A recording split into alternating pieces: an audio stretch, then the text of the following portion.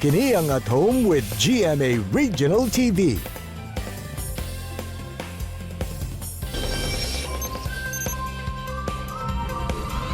Mga kapuso, karong buntaga itong sayro ng istorya sa usa ka online content creator nga nakafocus ang content sa pagpromotar sa ilang lugar ug paghatod sab og mga makabuluhang impormasyon.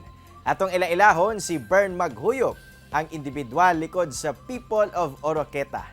Hello Bern, good morning and welcome din sa At Home with GMA Regional TV. Kumusta ka?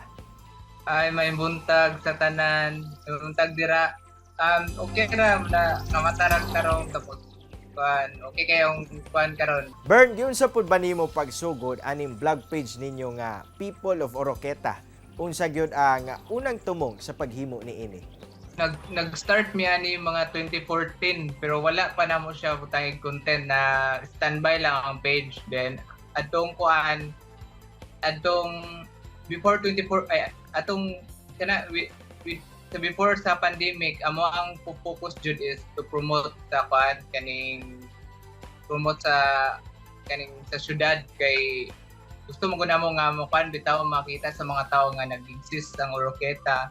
Di mo nang gigamit na mo ang word nga ang name nga Oroqueta sa name sa page. Then gusto sa damo nga naay page diri sa Oroqueta o sa Misamis Occidental nga maghatag bitaw community updates, news o mga especially mga local news o tanang mga butang naka-interesado bitaw sa mga Oroquetanon o Misamisnon.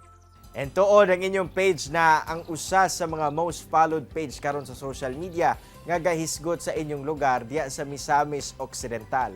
Tanaw nimo unsa pud ba nga mga kasi sa content ninyo ang nakahatak gyud og followers nga gikan pa sa nagkadaiyang parte sa atong nasod.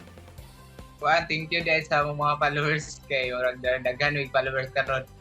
Sa akong tanaw is naka-focus lang man gud mi sa kaning regional o kaning sa local. Murag sa nakita sa namo nga murag wala kayo yung mga page na pareha sa amo nga nag-tackle bitaw din grabe sad mi ka updated na gani mga mga events na naagid mi update about ana kay mga ma-update man sad kayo niya kung mga kauban good tapos ang content kid nga patok sa mo is kanang mga events o kaning mga local news diri sa Misamis Occidental. Then ang mga tourism spots po once nga i-feature na muna mo support tayo ng mga tao mo share din sila so makalipay na mo sa kada kita na mo nga nag-viral man na mo mga post karon din tanan pong mga content nga kaya mas interesado ang mga Misamisnon o Oroquetanon amo sanang i-post kay kuan man kanang basta concern o kuan interested ang every Misamisnon o Oroquetanon amo ginang i-publish dayon. Bern, starting a vlog page nga gikan gyud sa scratch and karon sobra 100,000 followers na. Unsa ba ang mga challenges sab nga inyong na-encounter running a page and how did you manage it?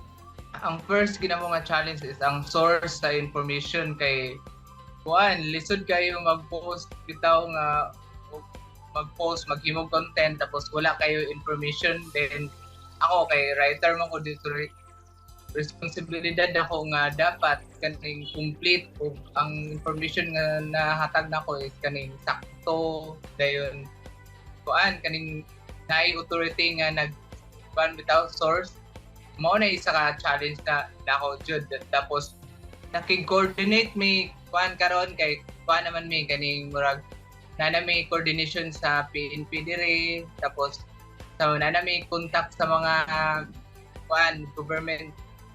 government organizations tapos murag mga friends sa namo sila ba so may mapangutan-an karon. Wow, very nice indeed. Ug unta magpadayon pa ang paglambo sa inyong ginahimo.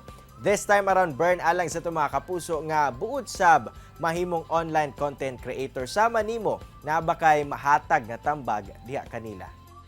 Kung gusto mo mahimong digital creators, first kin nga buhaton is inyong i-check inyong self kung unsa inyong topic ang gusto ninyo kanang do the things that you love. Then make sure nga kaning consistent ka sa imong ipili nga topic, tapos naman gyud mga challenges, don't give up lang yun. Then every day is a learning day, so don't stop learning. Daghang salamat sa imong oras nga gihatag sa At Home with GMA Regional TV. Bern, padayon sa inyong maayong buhat. Thank you so much po. Thank you, Jamie. Mga kapuso, standby lang kay mubalik pa ang At Home with GMA Regional TV.